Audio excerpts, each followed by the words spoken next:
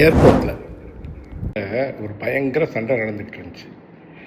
ஜப்பான்லேருந்து ஒரு பேசஞ்சரு, பெரிய மில்லியனரி passenger, luggage எடுத்துகிட்டு போய் லக்கேஜ் போட போகிறாரு. அந்த லக்கேஜ் டோட்டல் பண்ணிவிட்டு ஏற்றுற பையனுக்கும் அவருக்கும் பயங்கர வாக்குவாதம் நடந்துக்கிட்டே இருக்குது.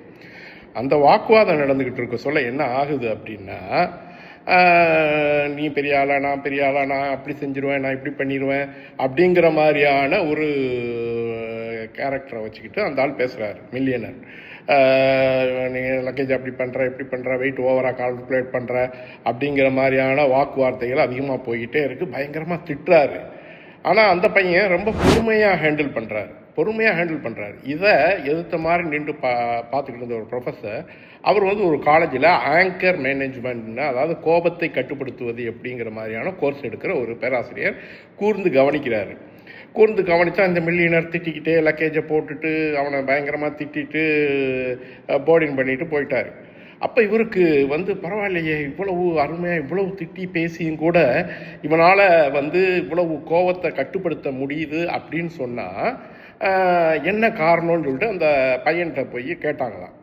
என்ன கேட்டாங்கன்னா, நீங்கள் இவ்வளவு திட்டினார் இருந்தாலும் நீங்கள் ஒன்றுமே சொல்லையே, ரொம்ப அருமையாக நீங்கள் பேசுனீங்களே கொண்டீங்களே, எப்படி உங்களால் இது முடிஞ்சது அப்படிங்க சொல்ல, அப்போ அந்த பையன் சொன்னாராம், அவர் கோபத்தை காமிச்சார், நான் என்னோட கோபத்தை வேறு விதமாக ஹேண்டில் பண்ணேன் அப்படின்னு சொன்னாராம்.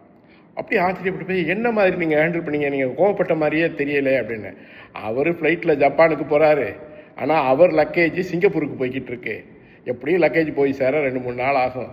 என் கோவத்தை இப்படி நான் காமிச்சிட்டேன். அத்தாரிட்டிஸ் கேட்டாங்கன்னா ஏதோ மிஸ்டேக்லேயே ஹேப்பன், அவரோட லக்கேஜ் 2-3 நாளில் வந்துடும் அப்படின்னு சொன்னானா. ஆக மொத்தத்தில் எப்படி கோவத்தை கையாளுறோங்கிறது விவரம் தெரிஞ்சவங்களுக்கு கரெக்டாக கையாளுவாங்க.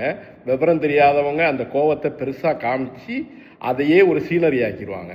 ஸோ இதுலேருந்து நம்ம கற்றுக்கிட வேண்டியது என்னென்னா, கோபம் எல்லா இடத்திலும் உபயோகப்படாது. நீங்கள் எவ்வளவு பெரிய ஆளாக இருந்தாலும் அது உங்களுக்கு பாதிப்பை தான் ஏற்படுத்தும் அப்படிங்கிறதுக்கு இது ஒரு நல்ல உதாரணமாக இருக்கும். எனவே கோபத்தை கட்டுப்படுத்தி வாழ வேண்டும்.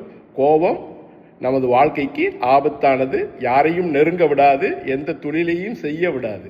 ஸோ அதனால் கோபத்தை கட்டுப்படுத்துவோம், வாழ்வில் மகிழ்வாய் இருப்போம்.